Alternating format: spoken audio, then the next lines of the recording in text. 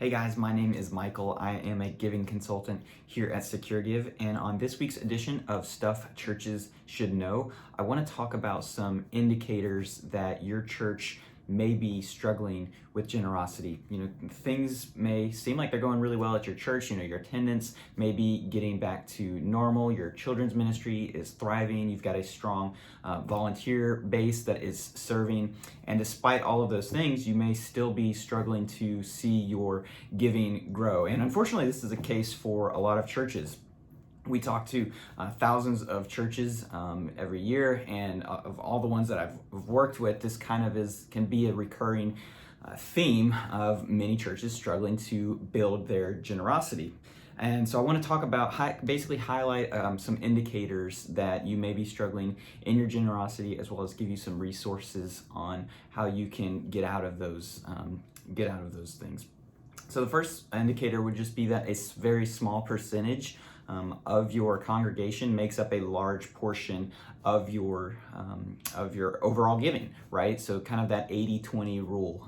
This rule states that on average, tithers make up 10 to 20% of the entire congregation, and if you lose just a handful of those donors, it could be detrimental to your church's giving. So if somebody moves to another state or relocates, whatever it is, losing just a handful of those donors could really damage your overall giving.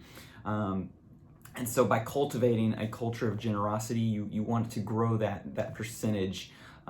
And so that's that first indicator. Is just a very small percentage of your donor base makes up the overall percentage of your giving.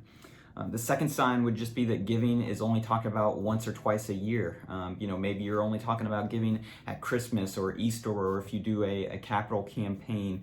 But to really establish a culture of generosity, you really need to be discussing this at every single service. Maybe you have a short 3-minute segment time where you do a short offering message, really talking and encouraging, discipling your congregation in the area of giving stewardship, things like that, incorporating that into every service.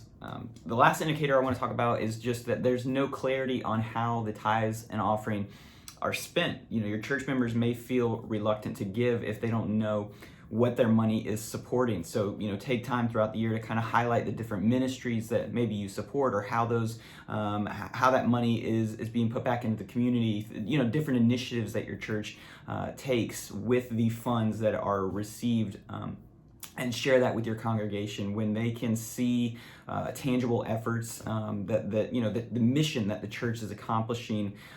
Your church members will feel emboldened to give, that they're really a part of something. Obviously, yes, it is biblical generosity, it's obedience, but we also want to know that the church that we are giving to, that we're being obedient to give to, it is also using those in a way that is furthering the mission. So share that with your church, highlight those things to really recognize what your church is doing with the tithes, with the offerings, and things like that. So this is a great time to take inventory of how your church communicates the importance of giving generously. You take some time to reflect on the areas that your church can improve the message of giving and stewardship.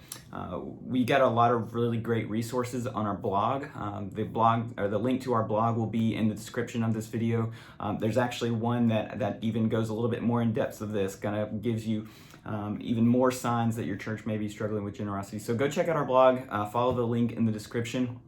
And like I said, use this time to use those resources to really reflect, take inventory on how your church communicates giving, and what you can do to better disciple your members in the area of stewardship and to grow the giving at your church. So thanks for watching.